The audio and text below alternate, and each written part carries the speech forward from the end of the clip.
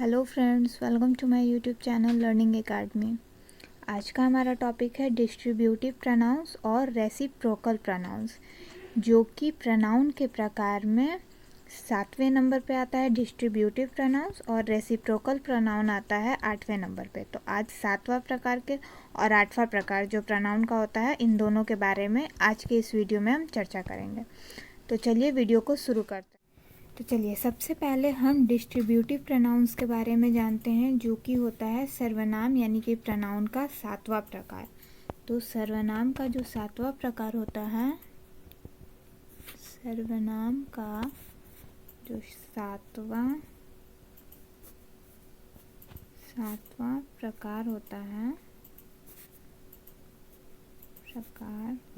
है वो होता है डिस्ट्रीब्यूटिव प्रोनाउन। Distributive pronounce. अब ये बताना है कि डिस्ट्रीब्यूटिव प्रोनाउंस कहते किसे हैं, अब हमें ये जानना है। तो डिस्ट्रीब्यूटिव प्रोनाउंस जो होते हैं वो जिसे हम कहते हैं वो होता है कि जब ईच यानी कि कुछ वर्ड्स होते हैं, ईच, आइदर और नाइदर, ये कुछ जो वर्ड्स होते हैं ये तीनों, इन तीनों का प्रयोग अगर सर्वनाम के रूप में हम करें तो इन्हें डिस्ट्रीब्यूटिव प्रोनाउंस कहते हैं। यानी कि व्हेन, इसका इंग्लिश में डेफिनेशन होता है कि when each either and neither are used as pronouns,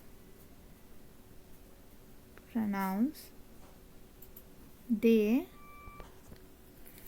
are called distributive pronouns.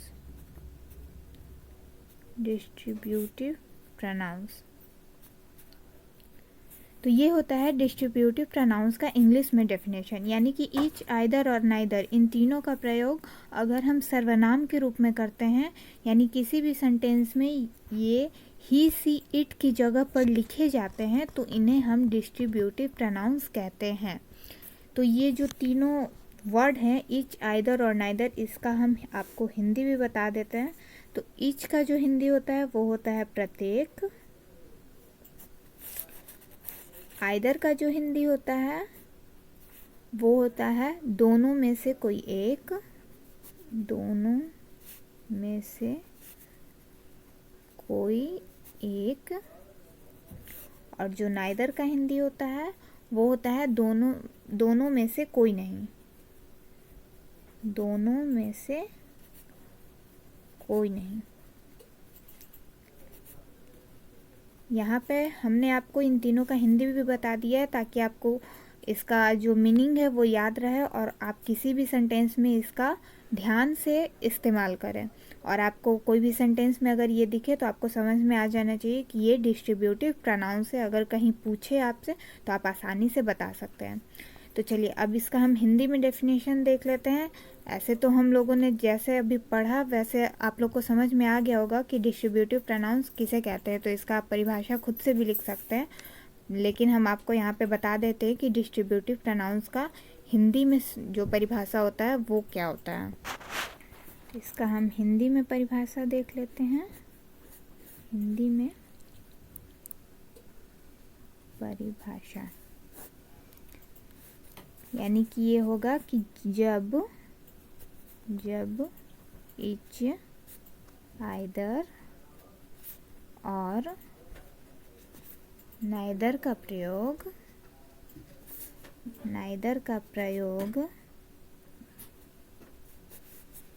सर्वनाम के रूप में होता है,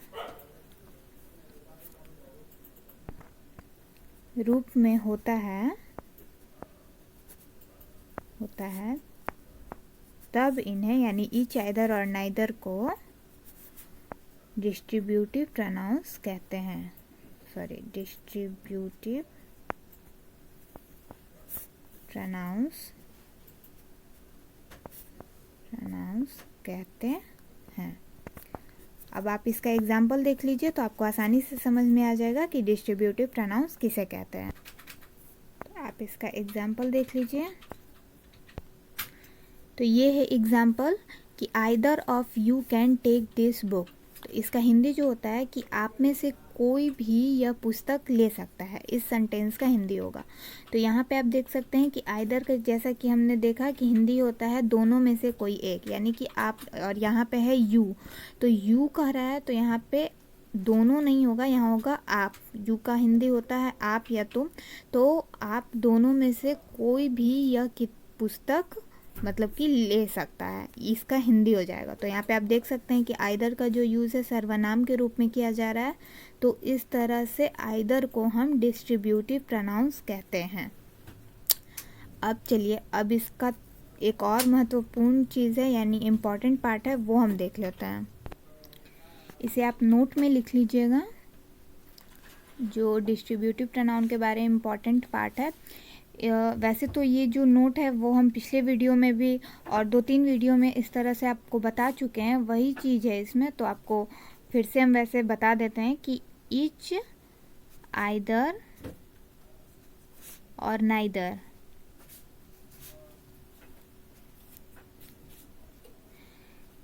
ईच, आइदर और नाइदर के ठीक बाद, अगर इसके ये तीनों जो वर्ड हैं इनके ठीक बाद अगर कोई नाउन रहता है, अगर कोई नाउन यानी कि संज्ञा रहता है, नाउन रहता है, तब अगर कोई नाउन रहता है तब जो है ये ईच, आइदर और नाइदर ये डिस्ट्रीब्यूटिव प्रोनाउन नहीं कहलाएंगे, ये डिस्ट्रीब्यूटिव एडजेक्टिव कहलाएंगे।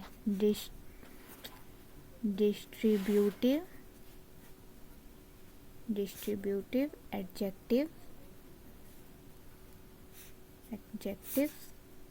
कहलाएंगे।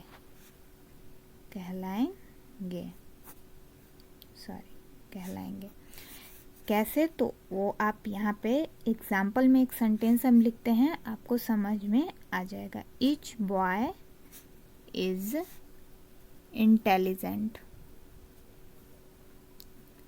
तो आप यहाँ पे देख सकते हैं कि जो ईच है, आपको पता ही है कि ये डिस्ट्रीब्यूटिव प्रोनाउन है, लेकिन अभी यहाँ ये प्रोनाउन बिल्कुल भी नहीं है। आप ध्यान दीजिए, तो इसके बाद नाउन है और ये ईच जो है वो डिस्ट्रीब्यूटिव है।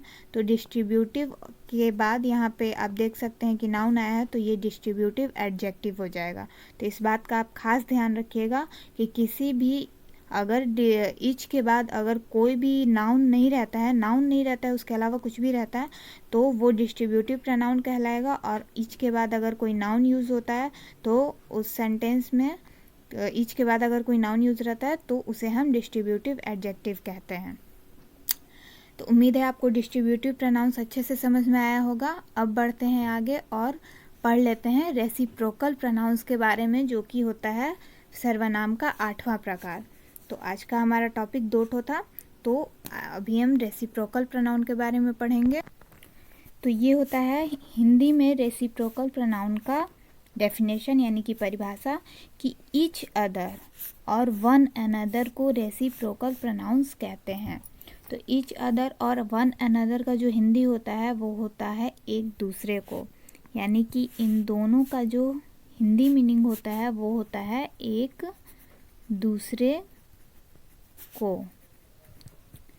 यानी कि कह रहा है कि जब ईच अदर और वन अनदर ये किसी सेंटेंस में यूज़ हो ही सी इट के जगह पे, यानी कि ही सी इट प्रोनाउंस होते हैं, तो उसी तरह ईच अदर और वन अनदर किसी सेंटेंस में लगे हों तो उस सेंटेंस में ईच अदर और वन अनदर आपका रेसिप्रोकल प्रोनाउंस हो जाएगा।